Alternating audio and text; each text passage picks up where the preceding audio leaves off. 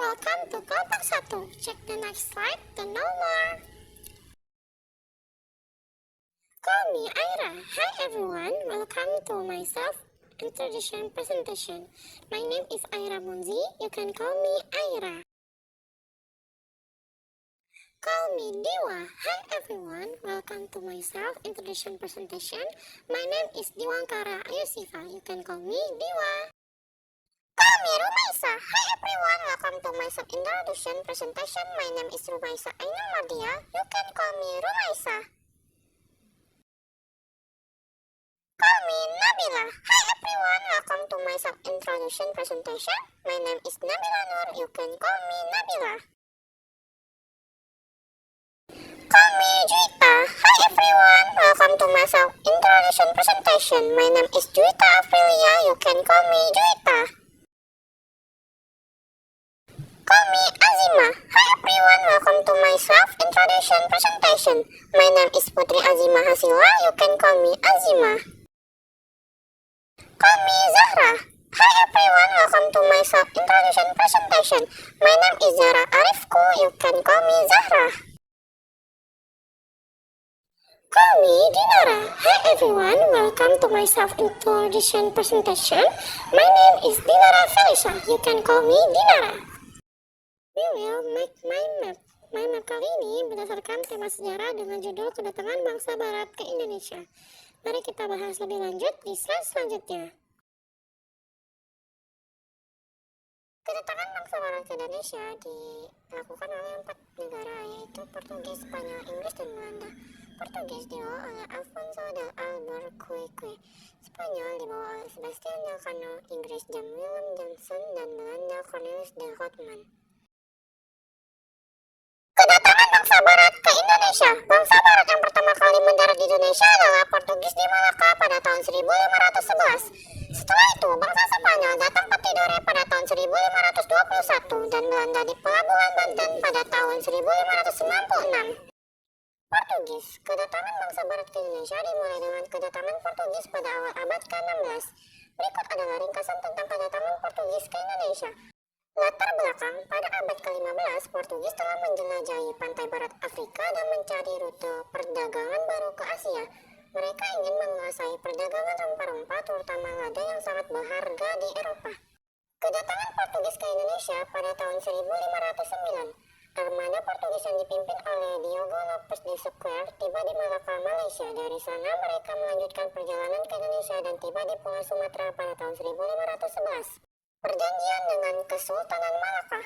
Portugis kemudian menjalin perjanjian dengan Kesultanan Malaka yang memungkinkan mereka mendirikan pos perdagangan di Malaka. Namun perjanjian ini tidak bertahan lama karena Portugis kemudian menguasai Malaka pada tahun 1511. Kedatangan bangsa Barat ke Indonesia tidak hanya melibatkan Portugis, tetapi juga Spanyol. Berikut adalah ringkasan tentang kedatangan Spanyol ke Indonesia. Pada awal abad ke-16, Spanyol sedang menjelajahi dunia dan mencari rute perdagangan baru ke Asia. Mereka ingin menguasai perdagangan rempah-rempah, terutama cengkeh yang sangat berharga di Eropa. Kedatangan Spanyol di Indonesia pada tahun 1522, Spanyol tiba di Maluku, Indonesia dan menjalani hubungan dengan beberapa kerajaan lokal. Mereka kemudian mendirikan pos perdagangan di Ternate dan Tidore. Pada tahun 1519, Spanyol meluncurkan ekspedisi yang dipimpin oleh Fernand Magellan untuk mencari rute ke Asia melalui barat. Ekspedisi ini berhasil mencapai Filipina pada tahun 1521 dan kemudian melanjutkan perjalanan ke Indonesia. Spanyol kemudian menjalani perjanjian dengan Kesultanan Ternate yang memungkinkan mereka mendirikan benteng di Ternate. Namun, perjanjian ini tidak bertahan lama karena Spanyol kemudian diusir oleh Portugis pada tahun 1527. Portugis kemudian melanjutkan penaklukan mereka di Indonesia. Dengan menaklukkan beberapa kerajaan kecil di Pulau Sumatera, Jawa, dan Maluku, mereka juga mendirikan pos perdagangan dan benteng di beberapa lokasi, seperti Sunda Kelapa atau sekarang Jakarta dan Maluku. Kedatangan bangsa Barat ke Indonesia tidak hanya melibatkan Portugis dan Spanyol, tetapi juga Inggris. Berikut adalah ringkasan tentang kedatangan Inggris ke Indonesia. Pada abad ke-16, Inggris sedang menjelajahi dunia dan mencari rute perdagangan baru ke Asia. Mereka ingin menguasai perdagangan rempah-rempah, terutama cengkeh yang sangat berharga di Eropa.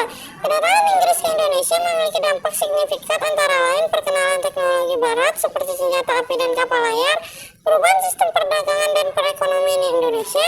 Pada tahun 1602, Inggris mendirikan East India Company atau EIC, sebuah perusahaan perdagangan yang bertujuan untuk menguasai perdagangan di Asia. Pada tahun 1613, EIC mendirikan pos perdagangan di Banten, Jawa Barat. Perjanjian dengan Kesultanan Banten. Inggris kemudian menjalin perjanjian dengan Kesultanan Banten yang memungkinkan mereka mendirikan benteng di Banten. Namun perjanjian ini tidak bertahan lama karena Inggris kemudian diusir oleh Belanda pada tahun 1682. Dengan demikian, kedatangan Inggris ke Indonesia memiliki dampak yang signifikan dalam sejarah Indonesia, terutama dalam hal perdagangan, politik, dan budaya. Belanda. Kedatangan bangsa Barat ke Indonesia yang paling berpengaruh adalah Belanda. Berikut adalah ringkasan tentang kedatangan Belanda ke Indonesia. Kedatangan Belanda di Indonesia pada tahun 1596, Belanda tiba di Indonesia dan mendirikan pos perdagangan di Banten, Jawa Barat. Mereka kemudian mendirikan Verenigde Oost-Indische Compagnie (VOC), sebuah perusahaan perdagangan yang bertujuan untuk menguasai perdagangan di Asia. Thank you all my friends. Glad to meet all of you. Love you.